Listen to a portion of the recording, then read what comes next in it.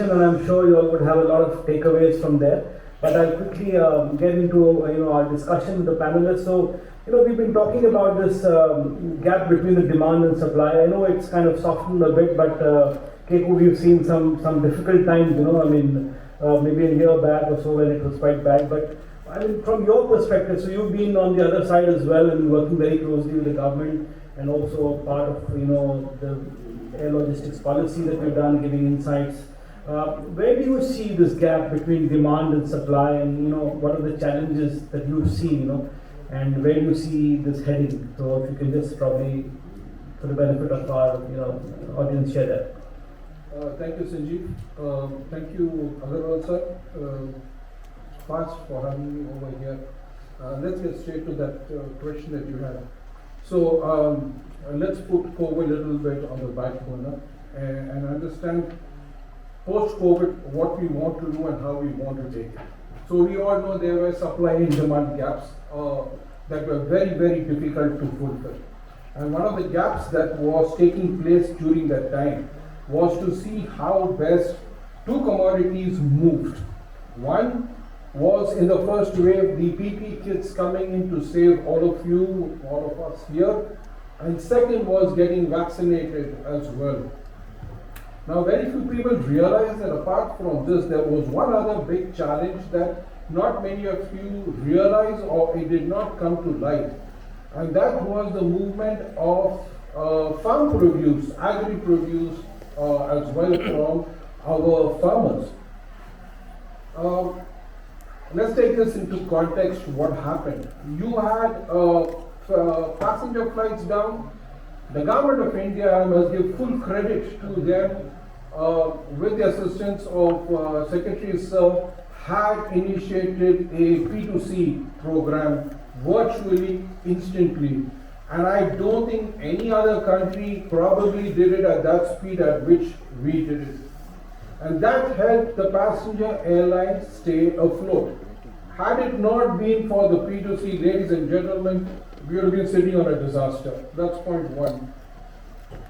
Point two is when we were not able to have movement of cargo by road.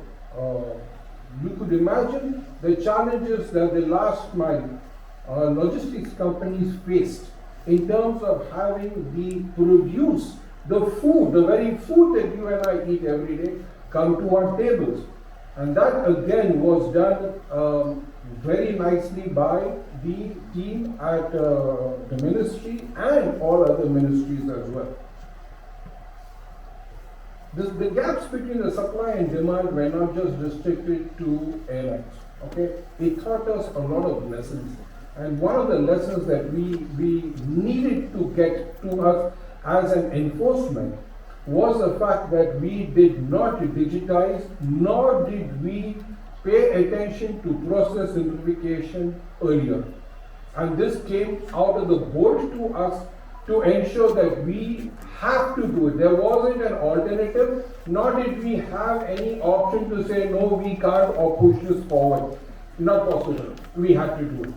And I think full kudos to the team of Kare, the team of Parilaji, etc., who brought in fabulous digital solutions at that time to ensure that even though we did not have people coming to our terminals, and mind you, we did not want people to come to terminals, you were able to get cargo moving.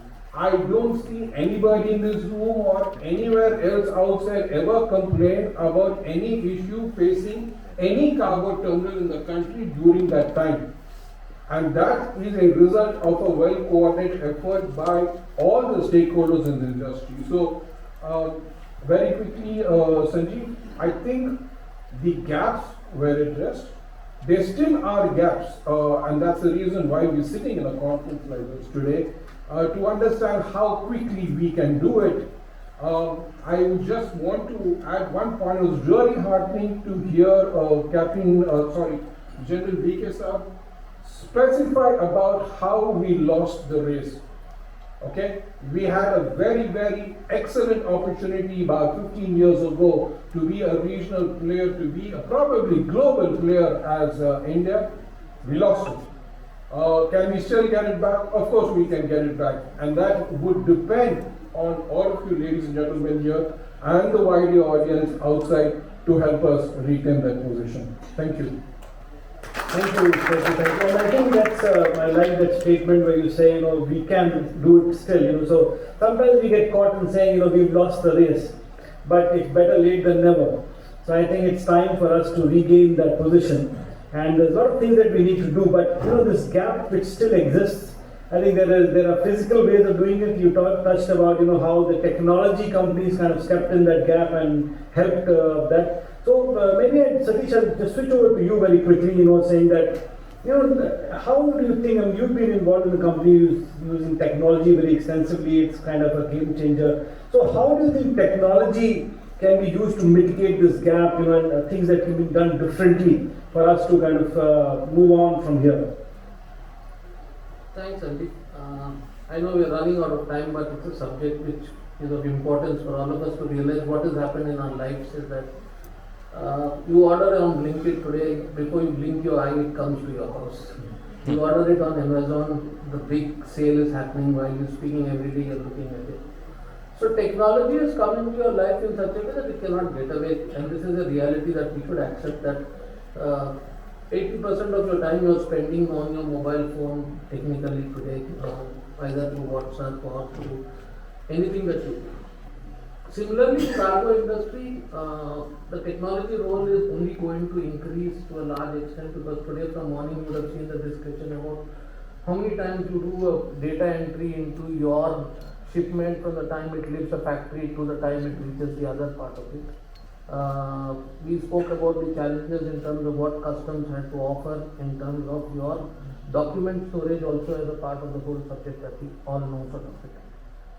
So from a standpoint that Make in India, we spoke about the National Logistics Policy, PM Gati Shakti Program, Krishi Udan, and so on and so forth, a lot of things that we are talking about.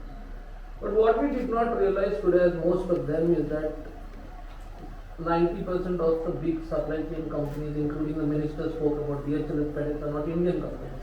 Keep that in mind.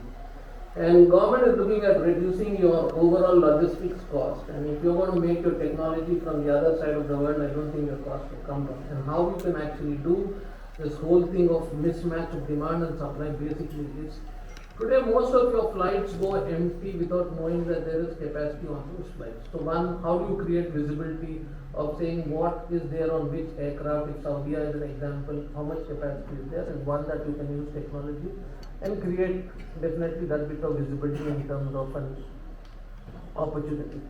Two, today for track and trace, there's a lot of manual work that most of us do in terms of what, but you can put in robotic process automation to get your technology really do it. You don't need people to do it sort of thing.